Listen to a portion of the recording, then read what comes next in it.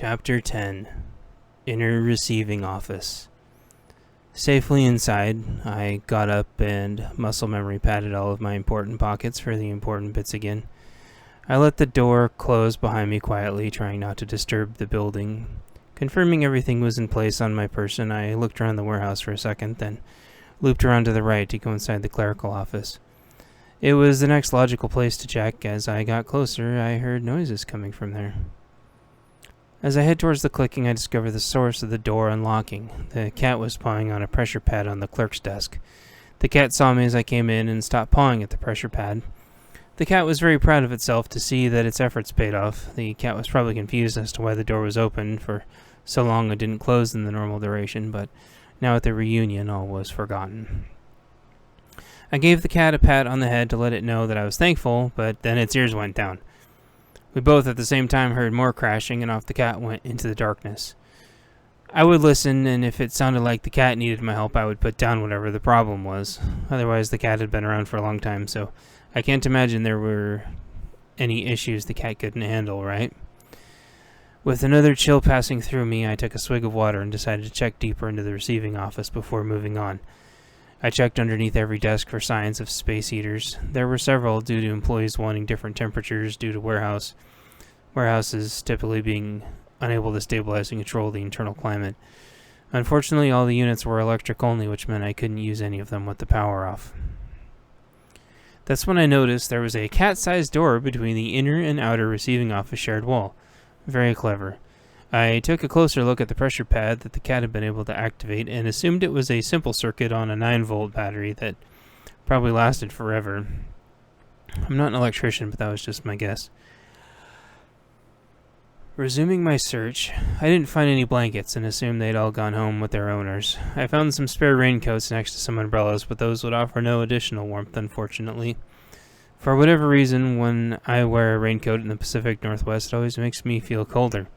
I did notice that one of the umbrellas was red and white and a uniquely specific shape. I nodded approvingly at the style and hoped they didn't miss their umbrella too much. But yeah, seriously, who wears a raincoat here unless you're staying out all day? I guess that's a rhetorical question because that's probably who the coats were intended for. They have those neat reflective bands all over them, and the coat's base colors were orange. I imagine they were probably worth a lot too. The employees here left them behind because they felt like it would have been theft. That reminds me to check the pockets, and sure enough, I was able to find some heavy half-rubber, half-plastic hybrid Kevlar-type material working gloves in one of them. Those would actually be fairly warm for a while. I put the gloves in one of my pockets because if I had to stay put, I would want to put those on as an extra layer if I needed my hands untucked from my sleeves. That's a trick we do here when it's super cold. And that is what I've been doing most of the night. There was nothing else of use in here, no vending machines. The break room and everything must have been in another area, which makes total sense. Everything else was office supplies, so it was time to move on and find the main office or a kitchen. Chapter 11. Back to the main warehouse. Before moving back out into the main warehouse, passing my flashlight's beam across the facility was essentially pointless, as the facility was multiple football fields in length from any single position. My flashlight was reaching maybe 20 to 30 feet distance, which was enough for me to guess which way headed further into the facility and which way went further towards the office. So further towards the office I went. I could tell from the organization of the building so far that they had underwent several iterations of continual improvement, and it seemed to have been going fairly well. When I passed by the main metric board and looked at it for a minute out of habit more than anything, I noted all the metrics trending upwards under pretty strict upper tolerances. Each of the sublines had a metric that filtered up to this board's main metrics, which was pretty cool. There appeared to be 6 disassembly lines total, which were plastics hard, plastics soft, metals, which was branded like a heavy metal band, batteries, paper, products, and glass. There was also a time since last injury, which was crossed out with a safety is everyone's responsibility sign next to it. Next to that was a if you see it, report it sign. That must mean the lunchroom was nearby because, yep, that looks like an HR corkboard. Next to that, sure enough, is always the lunchroom, and sure enough, that is where it was. Chapter 12, Employee Lunchroom. I passed by the HR corkboard, and only out of my peripheral vision noted that the standardized templates that included the anti-harassment document, the minimum wage documentation, the anti-corruption documentation, and so on. I recognize its existence and feel comfort more than anything, as I couldn't imagine working in a world where that board did not exist. That would include even if sometimes those rules don't seem to apply unilaterally across the employee spectrum. As I made my way into the lunchroom, I was thinking more about the whistleblower policy. I reminded myself that it doesn't only mean that we strive to make sure, for example, to address when the whistleblower policy is disrespected, it also means that the full weight of punishment and transparency comes down on those who deviate from the policy. It also addresses those who abuse the policy for their own personal gains, so that they are also not shielded by protections that the policy entails. The integrity of those policies has to be protected on both sides. This is so either side abusing the policy can't diminish the value to the point to where people will not come forward anymore, even anonymously. Also, so that abuse can't continue and escalate based off the information gathered. This is true for all the policies. All that being said, this place seemed to get it. I'm in my third room or so of this place, and I don't feel like women would have filled out a place here, and neither would have minorities. Meaning basically that I wasn't seeing anything super offensive like calendars with scantily clad ladies or gang paraphernalia. As I looked around some more, I saw all of the proper bending and proper lifting posters, and there were even all those stretches you were supposed to do before work. It was also all the moves to do so you didn't pull any muscles or whatever that you weren't supposed to. I even checked in detail, and I didn't see any weird extra appendages or anything drawn on any of the depictions. Everything I saw so far simply seemed respectful and understood. As I walked over to the giant dual refrigerators, all I saw was continued evidence of a cohesive team. There were no notes about people poisoning lunches due to thieves, only positive messages about trying to be thankful. There was also the requisite note about how the fridge gets cleaned out on Friday, so don't be that guy. That made me chuckle. There were even crayon drawings from what must have been people's kids. I imagine these works of art were to remind the workers routinely what they were invariably working for. It also made me wonder how many pay cuts they took before the facility finally closed down. I don't remember this place having layoffs. It simply shut down out of nowhere one day. I guess they couldn't fight off overseas taking over recycling and dealing with the organized crime recycling rings. When you coincide those situations with the nightly citywide vandalism that the police were too buried to deal with in the cities recently, it almost have been too much. What a freaking mess. And with that thought, I held my breath and opened the fridges. To my amusement, they were all sparkling clean. There was absolutely nothing in them. That goes to show, wow, they took so much pride in this place. With that, I closed the fridges, and that's when I heard something slide along the side of the fridge and fall. I angled the flashlight around until I found what it was, and a backpack had slid down. The bag was nothing big or tactical. It was a small pack, enough for possibly a soccer ball at most. They must have missed the pack cleaning up.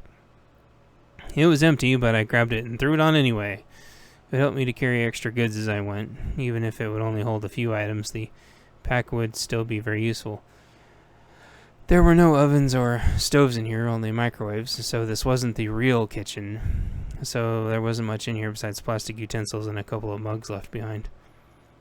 I still wasn't excited about drinking the water because all I could remember was hearing about how water in the pipes sat and how the lead sinks in. I didn't even want to think about it, and I was sure I had enough water. Still, I hoped I could find a few water bottles to last a few more hours, so I left the sinks alone. Yes, I know, I said I washed my hands with the water from them. I used soap, and yes, I know I said the cat drank the water as well. In my defense, the cat had been drinking the water around here all this time, including probably out of the creek and the pond nearby and the puddles. So far, nobody had been able to explain to me worth a darn how cats can drink water that would probably kill people. So, with more about the water out of the way, let's move on. At this point, I finished looking at all the walls with positive comments for a little encouragement of my own, and then decided to sit down for a minute and just imagine what it must have been like. This room must have sat a few hundred people through the day. That seems to match with how much food would have fit in those 2 gigantic refrigerators and how much they could have microwaved with the entire bank of microwaves at once. They probably ran 2 shifts of lunches at 11 a.m. and 12 p.m. The blue-collar staff numbers would have been floating around 250 at that point, and the white-collar support probably would have been something like 25 to 35. I imagine all the camaraderie and all the funny stories that would have been shared in here. I imagine everyone asking how everyone's weekends were and all the people that asked what they were doing for the weekend. I hope to myself that they included everyone and didn't relegate their conversation to only obnoxious and exclusive topics such as sports. To be clear, I'm not a sports hater. It's only that there was another big society in the past that spent all of their time focused on coliseums while their culture got destroyed around them.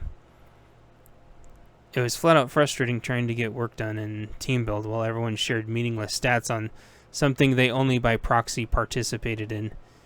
Then, out of that group of so-called fans, most would just hop from one team to another as soon as the team they said they liked tanked.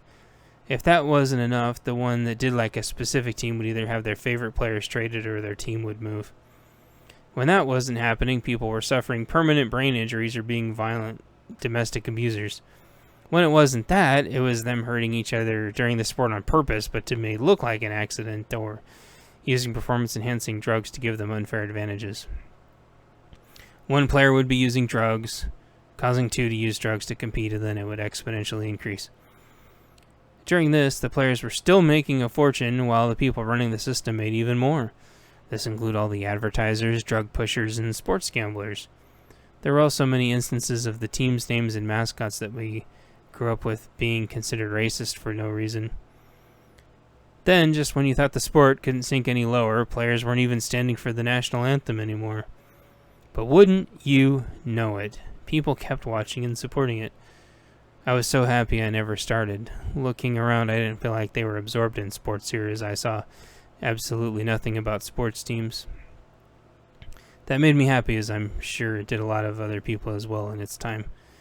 I have nothing against sports, but people who talk about it and never play are only living vicariously and projecting their lives onto others and never really accomplish anything. I imagine this group of people would be the type that would actually start their own balanced teams of whatever after finding something everybody could play. After looking around the room, it looked like they actually decided on bowling, and they all went to go bowling. I saw pictures of several bowling teams, so it looks like they had a fairly sizable bowling group. I stood up to look closer, and my muscle memory patted all my pockets and belts for the important bits and confirmed everything was in place. I remember that the local bowling alley that we all used had also got later closed down for basically the same reason as the plant here. The city taxed the alley out of existence in conjunction with minimum wage going up so high that they simply couldn't stay in business anymore. People that couldn't form independent thought would simply say that raising prices was the answer, when in reality everyone that bowled there had lost their jobs. The only people that had been able to go there with any regularity only went to the bar, but with alcohol taxes going through the roof, the margins were basically zero. So how do you pay a bartender? Tips? But everyone wants tips done away with. You can see where I'm going with this. The bowling alley had to close down. That made unemployment go even higher, and the cycle continued. Another pointless discussion to have with people, because even people that agree with what happened can rarely agree on what to do about it. What can you do?